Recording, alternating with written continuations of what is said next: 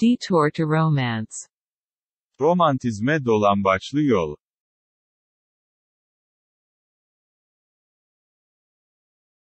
One day, after about 2 weeks, Harry and I were talking and I told him about my theory.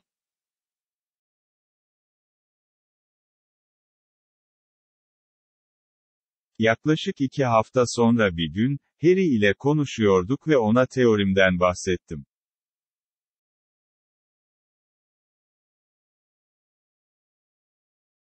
If you'll just wait long enough, I say, you'll see her coming up those stairs someday.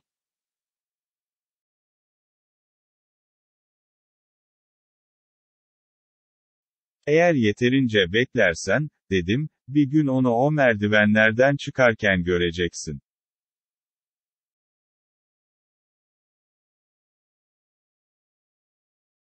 He turned and looked at stairs as though he had never seen them before, while I went on explaining about Tony's figures on the laws of probability.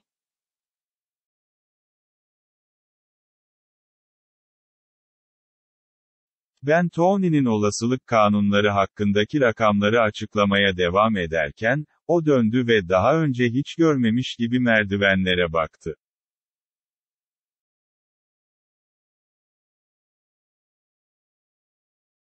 Next day when I came to work, Harry was behind the counter of Tony's magazine stand.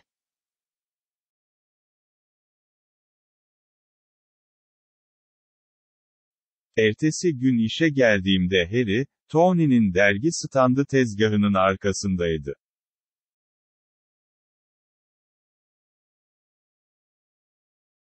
He looked at me rather sheepishly and says, "Well, I had to get a job somewhere, didn't I?"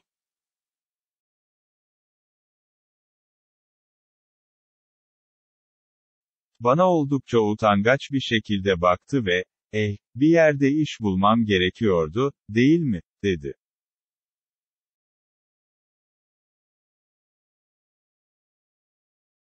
So he began to work as a clerk for Tony.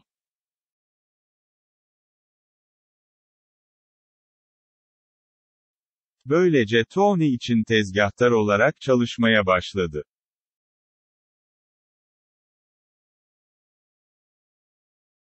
We never spoke of May anymore and neither of us ever mentions my theory.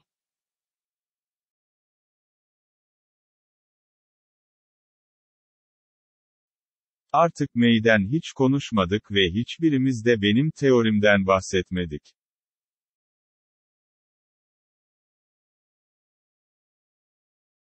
But I noticed that Harry always saw every person who comes up to stairs.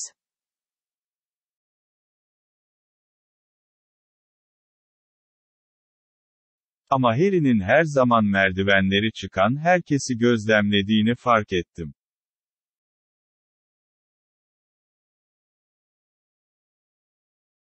Toward the end of the year, Tony was killed in some argument over gambling, and Tony's widow left Harry in complete charge of the magazine stand.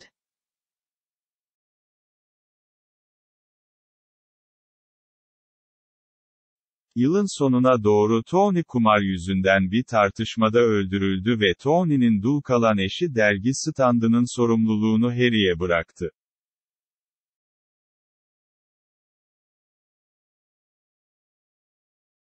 And when she got married again some time later, Harry bought the stand from her.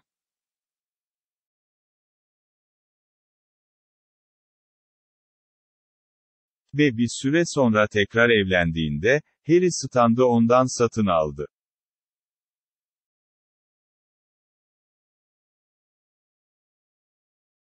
He borrowed money and installed a soda fountain and pretty soon he had a very nice little business.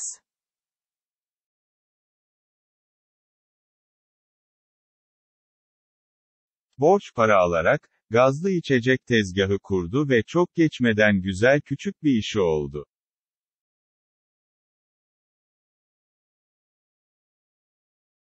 Then came yesterday. I heard a cry and a lot of things falling.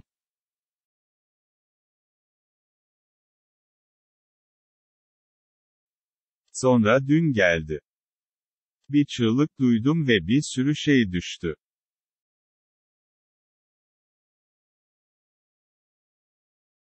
The cry was from Harry and the things falling were a lot of dolls and the other things which he had upset while he was jumping over the counter.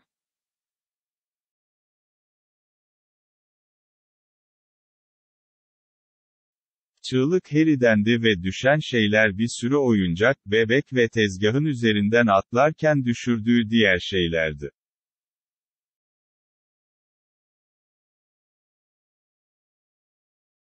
He run across and grabbed a girl not 10 feet from my window.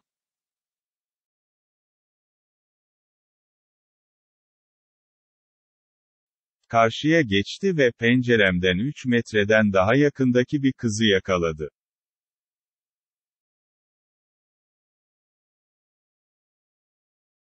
She was small and dark and her eyebrows came to a little point in the middle.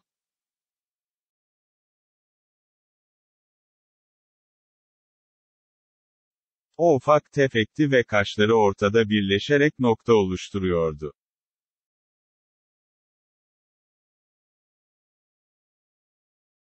For a while they just hung there to each other laughing and crying and saying things without meaning.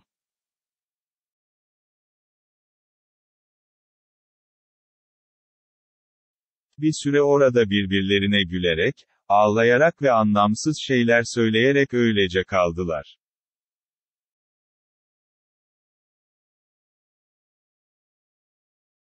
It was the bus station I meant, and he'd kiss her speechless and tell her the many things he had done to find her.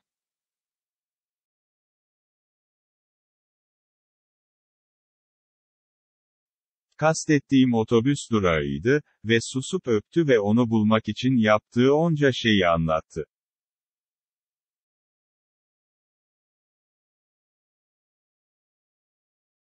What apparently happened 3 years before was that May had come by bus, not by train, and in her telegram she meant bus station, not railroad station.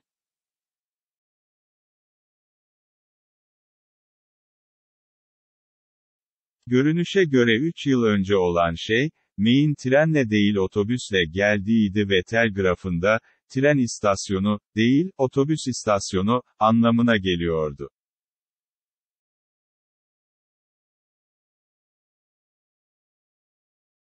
She had waited at the bus station for days and had spent all her money trying to find Harry.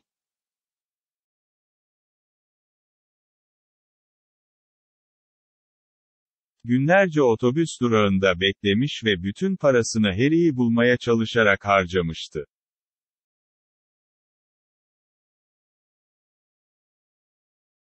Finally she got a job typing.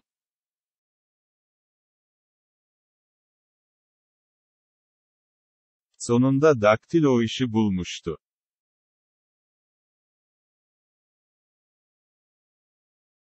What says Harry? Have you been working in town? All the time?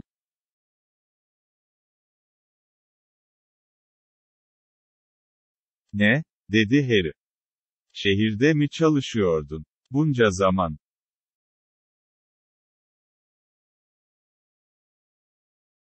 She nodded.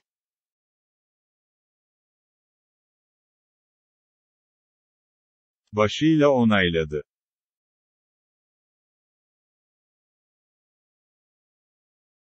Well, heavens, didn't you come down here to the station?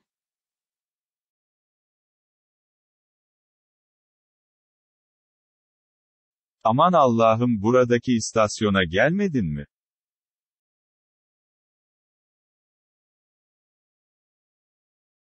He pointed across to his magazine stand.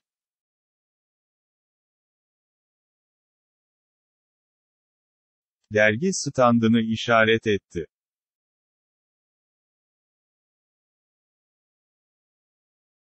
I've been there all the time.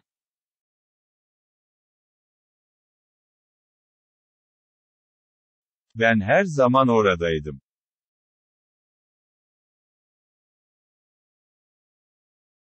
I owned it.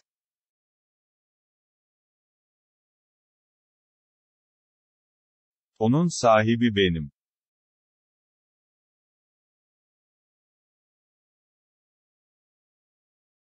I've watched everybody that came up the stairs.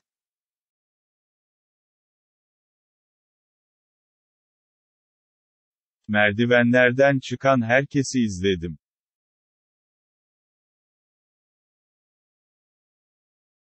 She began to look a little pale.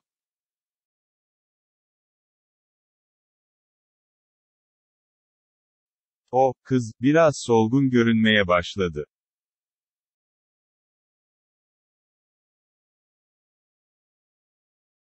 Pretty soon she looked over at the stairs and said in a weak voice, I never came up the stairs before.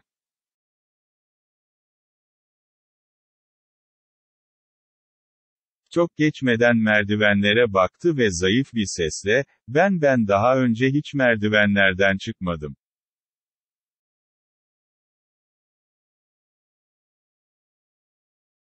You see, I went out of town yesterday on a short business trip, oh Harry.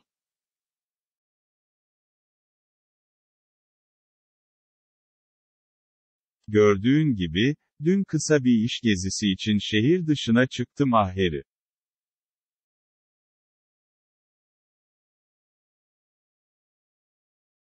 Then she threw her arms around his neck and really began to cry.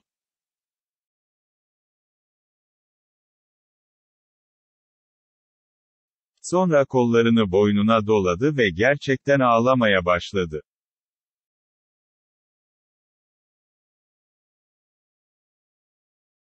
After a minute she backed away and pointed very stiffly toward the north end of the station.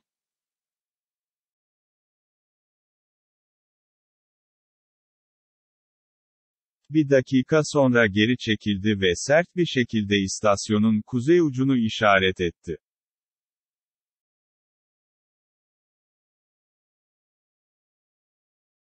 Harry, for 3 solid years, I've been right over there, working right in this very station, typing, in the office of the stationmaster.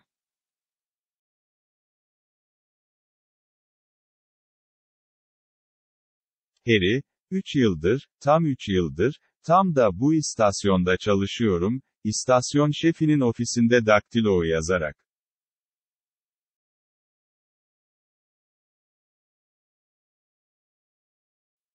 The wonderful thing to me is how the laws of probability worked so hard so long until they finally got May to walk up those stairs of ours.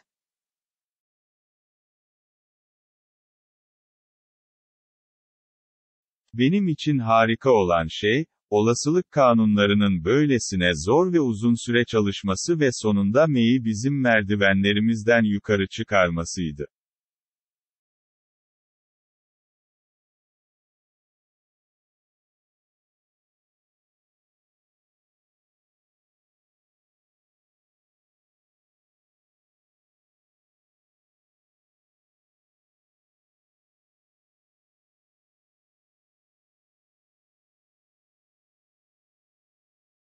Detour to romance. Romantizme dolambaçlı yol.